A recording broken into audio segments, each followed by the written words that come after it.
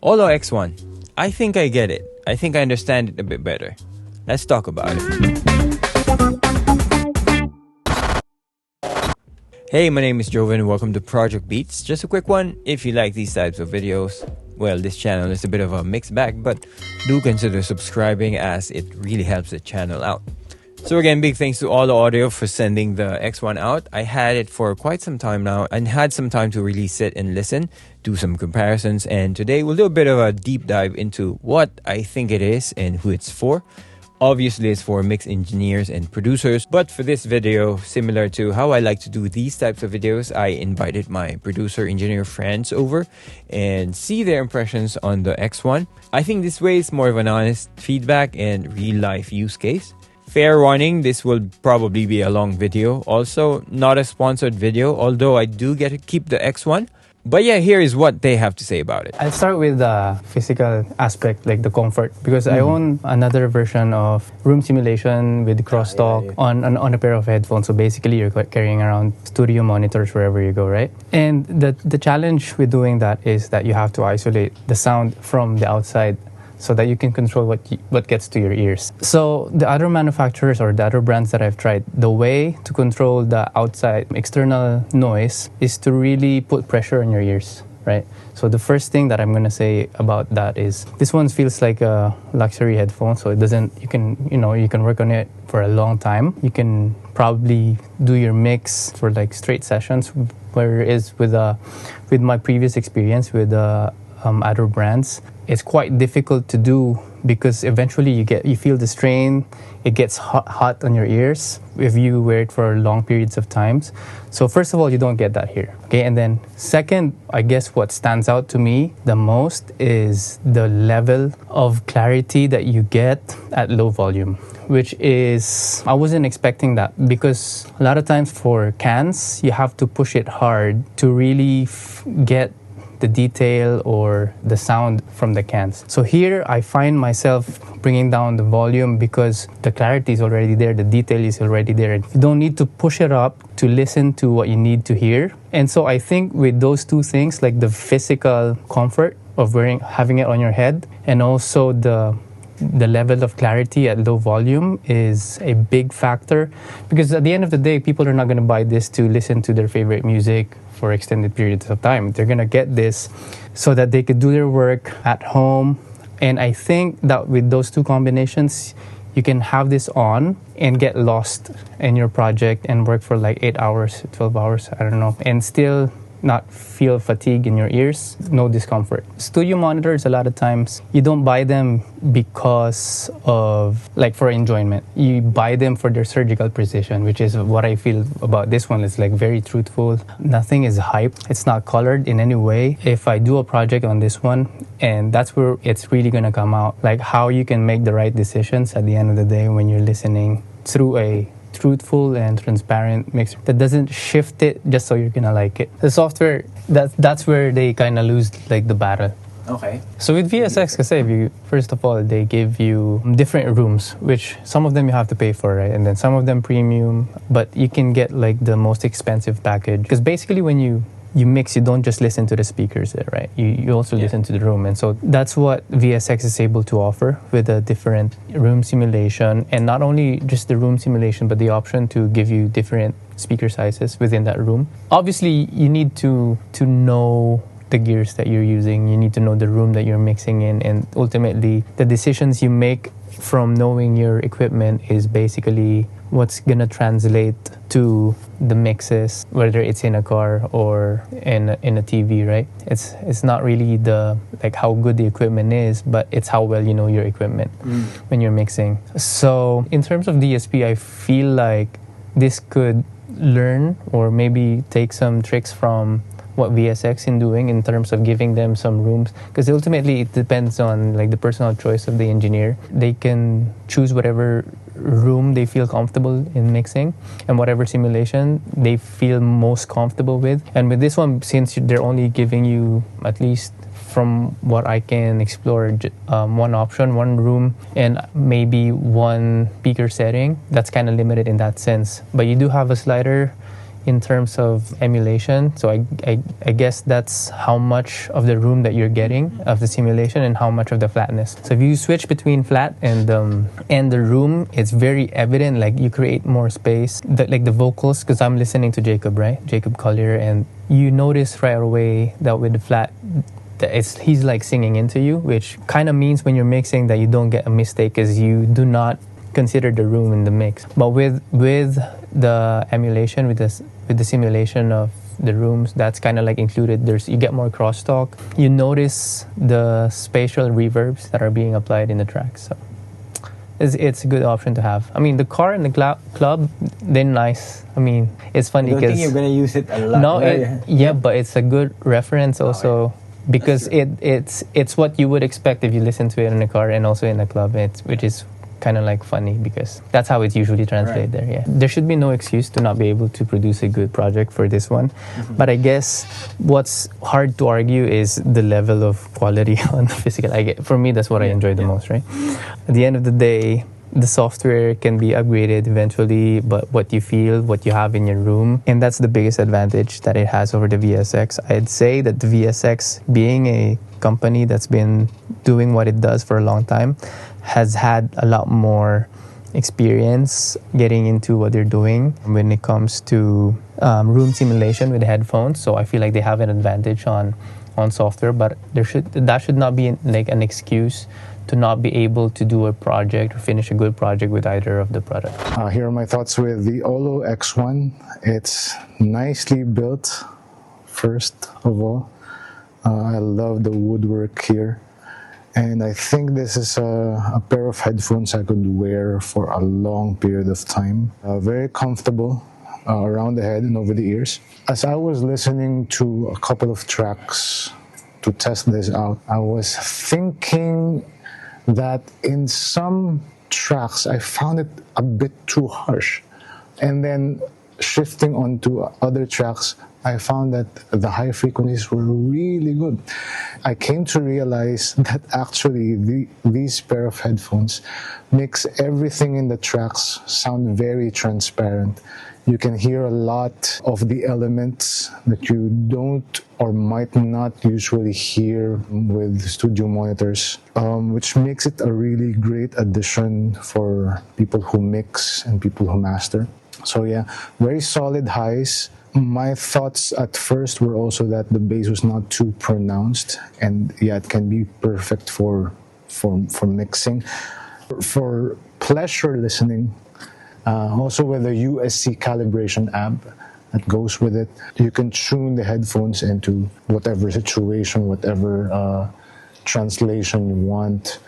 I find that for pleasure listening, I would have more bass, but again, it depends on the track.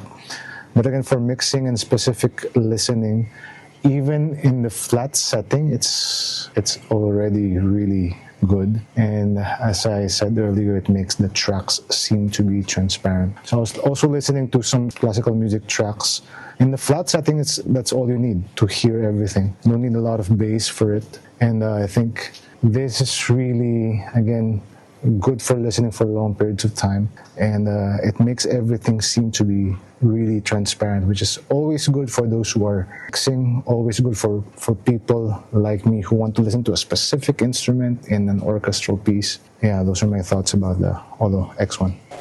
I had the chance to test the OLLO Audio X1 and Audio-Technica R70xa on two DAC amps. First is the Topping DX5 Mark II and the RME ADI-2 Pro FS. Both feature parametric EQ, but they sit on different ends of the spectrum.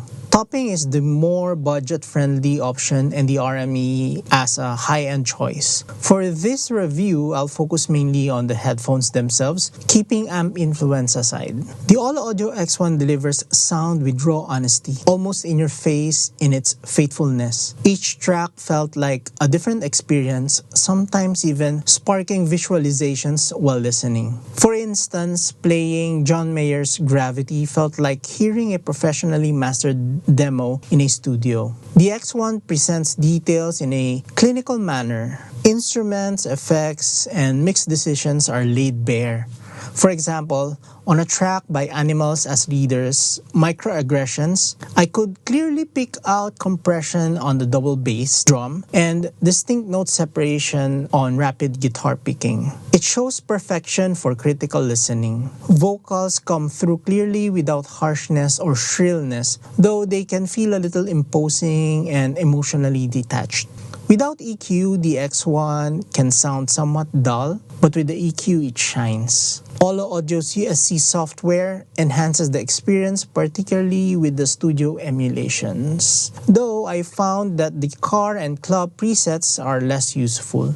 Now let's talk about build quality. It is solid with comfortable fit, though the wooden ear cups could use more refinement. The texture feels a bit rough. Still, it's a minor issue considering the dedication OLLO Audio shows in creating such a unique and purpose-built headphone. Overall, the X1 excels as a dedicated studio tool. It's bold and precise. In a market where some brands are dabbling in monitoring headphones, the X1 plays in its own league. Now, here's my take on the Audio-Technica R70xa. The R70xa, by contrast, feels more like a performer. It surprises with its spacious soundstage and separation, which qualities you'd expect from a pricier headphones. While it's the flagship of 80s R series, it doesn't quite carry that luxurious feel of a higher-end headphones. Instead, it offers a stripped-down, no-frills listening experience. At first, I found the bass lacking body without the EQ, but once adjusted,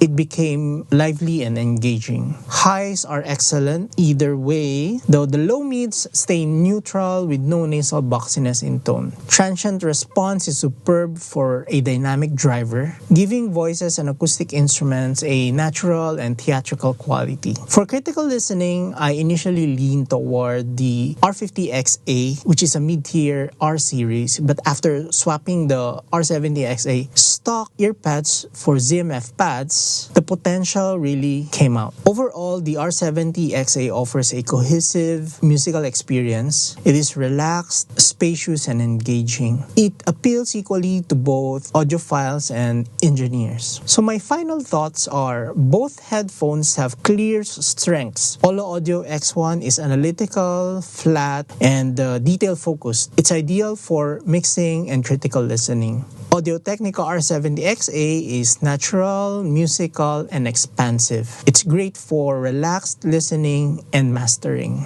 If I had both, I'd use the X1 for mixing and analysis of tracks, and the R70xa for mastering. Its sense of cohesion and musicality really shines. Right, so headphones, of course, are very personal, and everyone has a different preference, not to mention HRTF, ear gain, and all that. If you don't already know, OLLO Audio is a relatively small company out of Slovenia. I think they are doing great things. Imagine being a niche within a niche product, competing against giants in the headphone space. That means you really have to come out with something that challenges the market. Before I talk about sound, just a quick breakdown of my setup for this review. By the way, I took out the USC II plugin out of the signal chain completely for a couple of reasons. Now, this is just me, right? So if you like it, great. I wasn't a big fan. I think it is a little bit clunky UI-wise. And to be honest, I feel it's a bit gimmicky. If it works for you, then great. It is there and you are by all means free to utilize it as you wish. Just for me, everything feels a little bit artificial. I'm not saying it's all bad. It's just not the way I like to work. I'm not a big fan of virtual rooms in general, although how they did it, I think it's working really well. Also, the way they do Harman Target within the app, it just makes the X1 sound a bit more darker, which I didn't particularly like. Also, there really isn't much customization in terms of, EQ and personal preference and all that. It's very limited in my opinion, and I don't really like software-based calibration. I would avoid them if I can. Now, you might be asking, then what about the individual calibration file? Where do you load it, if not the USC II? Great question. Here is my other reason why I ditched the USC II. This guy, the RME ADI-2 FSR Black Edition. I added the calibration file manually to the ADI-2 remote, and here's what it looks like.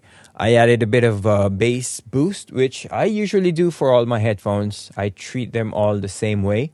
So yeah, whatever the USC II is doing, at least the ones that I need or I want to use, like with and crossfeed, which is essentially the studio target on the USC II plugin, I get those on the RME, and I would argue it sounds better. So yeah, moving on to sound quality, the strongest feature of the X1 to me is its neutrality. It is confidence inspiring and out of the box, and especially after calibration, I think anyone who listens through the X1 for the first time will get that sense of neutrality as well. It is that obvious. You can definitely trust this for mixed use and not worry about coloration or misleading frequencies, none of that. And one of the things I like about OLLO Audio is they understand what neutral is supposed to be.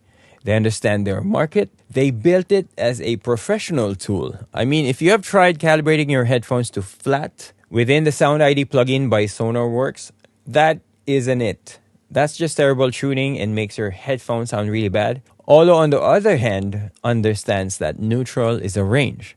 It's hard to make neutral sounding headphones that's also pleasing to listen to, because, of course, HRTF and our ears are all different, but they hit the spot here. They have refined professional mixing headphones, of course, drawing from their experience in multiple iterations. Now, preference will always come into play, so let's talk about it. And the number one question, of course, bass. Again, this is a neutral headphone, so to me, it has enough bass. Tells me exactly what I need to know on the low end, but I know neutral has that reputation of lacking bass, dull top end, blunted mids and all that. The X1 is not that, and I think neutral should not sound boring. And as I've been saying, OLLO gets it. They get neutral and they nailed it here. In fact, this will be my reference for neutral going forward. So anyway, back to bass. It's not gonna rival LCD-X, of course. Heck, Audeze can't rival LCD-X. Kidding aside, to me, that's their best headphones on the bass front and price to performance. Up to this day, performance-wise, I can't find a replacement for it that performs better, more comfortable, better tuning, and has a good price. So it will still be my go-to for detailed bass, but I wouldn't go there for this video. Of course, LCD-X is a different beast. It is more technical, especially on the low end, and more than twice the price of the X1. But going back, I think the X1 has enough bass, but for my preference, I give it a bit of a boost at about 2.5 dB for mixed use. Sometimes I add more for listening, but the good thing is it can handle the added bass no problem. Still sounds natural and of course more lively on the low end. Still very detailed and doesn't sound bloated to me. Even at plus 5 dB on the low end, it can definitely take EQ well. On my setup, that's about what I do for the X1. I don't really need to do anything else apart from the bass boost and the calibration. That bass boost I normally do to any of my headphones anyway. The HD650, for example, I boost the bass around 6 dB and up. So yeah, boosting bass for mixed use is normal and should be done for correction, especially for mixing. Anyway, from here, since it's tuned very neutral, then you could set it up exactly how you want it. If you need some push on the mids or top end or whatever you want, this is a great platform for that. Again, neutral is a range and you're free to shape it exactly the way you want it, within reason, of course. I do get it when some people say they feel that the low end on the X1 is not enough. It's quite normal on open backs. And as I've mentioned, EQ is your fix for this one. To me, I do EQ, so I'm sure I don't overdo my mixes. Of course, when you're tuning your headphones, always check your references and other sources because you might be way off and you don't know it, so always check your references. But yeah, on the bass front, plus 2.5 dB at around 60 Hz down on a wide Q, that's all I need. I'm quite happy with that. Any more than that, and I feel it will be a bit too rich.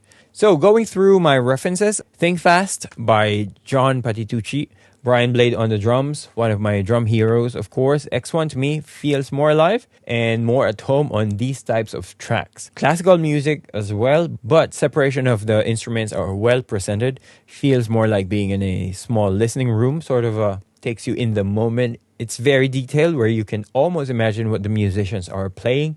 You get some of the string buzz against the fretboard on the double bass. Gentle string slides, those finger taps on the strings. they come through very clear. It doesn't really matter when the track gets busy, you won't lose any details at all. For the low end check, I use Bad Guy. I have it on plus 2.5 on the bass. To me, that's all you need. If you need more, the X1 can definitely handle it. Just makes the track feel alive. Still very detailed. Actually, I'm surprised on how dynamic drivers perform nowadays. Because before, I will only rely on planar magnetic to get fast transient response, especially on the low end. Actually, I think at this point, you kind of get diminishing returns for your money from this price up. Modern built tuned dynamic drivers can definitely compete. Now, as far as detail in all my testing, I would say this is almost like a microscope. It tells you the truth as it is, nothing missing, no exaggerations. Reverb tail, delay tails, of course, it's always more obvious on headphones than speakers. It feels more to me like a premium R50X. That headphone is amazing. If you dial that to 11, you get the X1, sort of. More premium build and fit and finish. Sound quality as well, like a refined premium version of the R50X, if you will. Now let's talk about the mids. I think on the X1, it's front and center. It's where I think it shines the most. Just what you need to hear actually in a mix. It's not nasally like how I feel about the MM500. To me, that headphone feels a tiny bit nasally, but not as strong in the X1 on the upper mids. Very present still. You won't miss anything on the mids. That means your vocals, your electric guitar, saxophone, whatever your protagonist is in your track that lives in the mids, this gives you that. There's a level of richness there. Normally, when I EQ headphones for correction, like the R70xa, I give it a bit of mid bump. Still within preference bounds, of course, but I like to really get the mids in front when I mix. Also, I feel like nowadays, the modern mixing tuning has that slight richness to the mids. It gives you that soul and musical character to it. This gives you that. But of course, clearly within neutral range, which is just really good. Headphones, of course, will never come close to speaker staging, even in a small room with small speakers. So if you mix on headphones solely, I would encourage to get some tiny speakers if you can. SP3X is one if you're on a budget, or those small Genelecs, or whatever you can get your hands on. Speaker always hits different. In terms of staging, the X1 sometimes feel a little tight, but wide mixed tracks are going to be wide, like Birds by Dominique. That sounds wide on the X1. Not as wide as, say, ZMF Calera, but again, that's a different league. But of course, it will give you a good stage, and it will give you that transparent representation if you are trying to mix wide. Now let's talk about cons. To me, the X1 is an independent mixed headphones. It is a master of one and single-purpose headphones. This will help you carve your sculpted mix perfectly, easily, and efficiently. It can help get you to where you want to go fast. I think this should be in every producer and engineer's bag, but it is a single-purpose use headphone. Again, this is my subjective opinion. Mixed use, get the X1. Mastering, however, has to be another device. If you are just mastering for the sake of loudness, then of course, this can do that. But mastering with intent, I feel this isn't it. It is more of a scalpel than a finishing tool, if you will. Of course, that's my opinion. The way I look at mastering, normally you'd want to be intentionally using exact gear meant for that. The X1 is transparent, yes. Revealing, yes. But mastering, I feel, is stepping into that hi-fi world a little bit. To me, it's a different world altogether. They even use a different DAW for that and a lot of other gear. I know for a fact the new Abbey Road mastering engineer, Stefan Brown, uses Audeze LCD-5. Besides that, Abbey Road also has ATC speakers, Bowers and Wilkins and all that. Glenn Schick is also a multi-award winning engineer, purely uses headphones, also uses LCD-5, if I'm not wrong. That one though is one heck of a headphone. Easily 4 times the price of the LCD-X. But that's just to say that to me, mastering demands a certain level of refinement, which I think the X1 lacks. It's a little bit raw than finesse in that front, although that is asking too much of it, also for that price if I'm honest. In reality, it's still a great mid-fi level headphones, but still at that level, I would maybe go for LCD-X for mastering, which I don't think is a bad thing altogether. Nowadays, I'm actually intentionally mixing on one headphone and mastering on another, which in a way is a different ear, if you know what that means. So, for comparison, R70xa has a bit of both mix and mastering chops. It's not as microscopic as the X1, but has a little bit more refinement than raw sharp scalpel. So if you know how to correct this for EQ, you could potentially use it for mix and master. Sort of an entry or mid-fi level headphones to do both. Again, not at the level of the X1 for mixing still, but comparing the two, I prefer the top-end detail and air on the R70xa, as well as staging. And for the rest, the X1 gets the win in the detail retrieval for the most part. R70xa can compete and it's not far behind. Also price-wise, R70xa is a bit cheaper, but it doesn't have that individual calibration file and virtual tools that comes with the X1. So you'd have to EQ that yourself, and it could be a bit of work. Fit and comfort for long hours of mixing. I do get a bit tired on the X1 faster than the R70xa. Actually, I don't get tired here, to be honest, because it's really much lighter on the head, less clamp pressure. By the way, I have the Ori pads. This is the ZMF Ori pads and the Capra strap. These are, of course, third-party mods, but I think it should have been designed like this in the first place. But yeah, with all these mods, R70xa gets really close to the X1 performance-wise. Okay, another advantage of the X1, which I already mentioned, is though the R7xa gets more focused and richer bass with the Ori pads, it can start to crack a little bit if you boost the bass too much. So this one, you have to be careful with the EQ. But if you get the sweet spot, I do really like it a lot. Though EQ capability, X1 takes the win. Actually, side by side, it actually feels a lot heavier than the R70xa. Again, this one takes the win for long-term comfort. The comparison character-wise,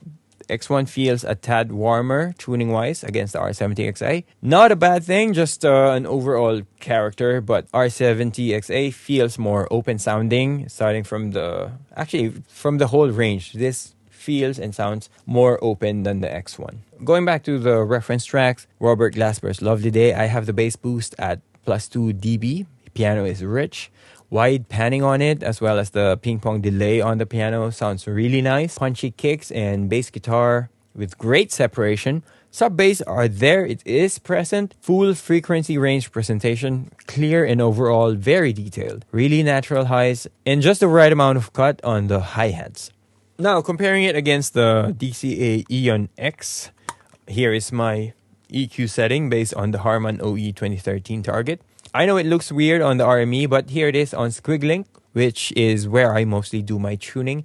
Overall, DCA AX, it's just faster for me. Of course, panning and bass are more obvious here. It feels a little bit recessed on the subs, just, feeling wise, but still very punchy, low to low mid. It is close back, of course. Detail, reverb tails, it's a bit more in your face. Transient response, of course, is a bit faster. It is planar magnetic, so of course this will be faster. Even with the pulled top end on my EQ profile, this top end really shines better and you get more air up top. Hi-hat cuts more on the DCA Aeon X. That is, of course, the DCA house sound. It's really bright if you don't, trim down the top end. This is a little bit more dynamic on Joshua Redman's Silly Little Love Song. You get more of that, finger plucks, string hitting the fingerboard on the upright bass. That's very obvious here. Pianos are richer, slightly better separation overall and a tiny bit richer on the DCA Aeon X. The drums, I like it a bit better here. Of course, Brian Blake can definitely make the drums sing. But price-wise, this is $499 US on drop.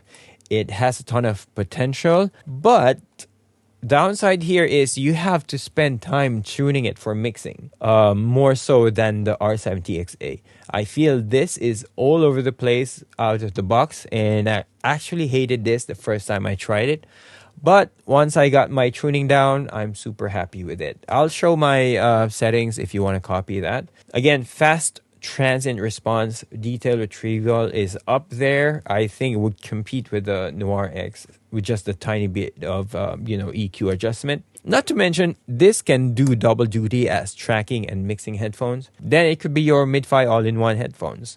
But of course, the X1 has better staging, more open, and a bit more lively. Of course, not really something that is normally compared against, you know, closed back versus open back. Those are some of the obvious differences. But yeah, detail retrieval, I feel DCA is faster, open on the mid to top end, richer sounding, and you know, more airy. Not that far off. We are talking like nitpicky levels, and that's against a, you know, planar magnetic. That says something about the X1. You know, dynamic drivers are really advancing nowadays. All of these I consider reference headphones, so they will perform really well. It will go down to your preference and needs. Having said all of that, I would still take the X1 for mixing and then master on the different headphones. The X1 is a very unique product. I think OLLO Audio achieved their goal here. It's a really niche, dedicated product and one that is very good at its job. If you're a mix engineer or producer, you know, creator, this one I feel should be strongly considered. While the other headphones I compared it with wins in some aspect, I still think the better mix dedicated headphones is the X1. Of course, everything will go down to your preference. But that's gonna be it for this already long video. If you like this video, do consider subscribing and commenting down below any questions you might have. Or if you just want to drop by, please feel free. I'll see you in the comments below and in the next project.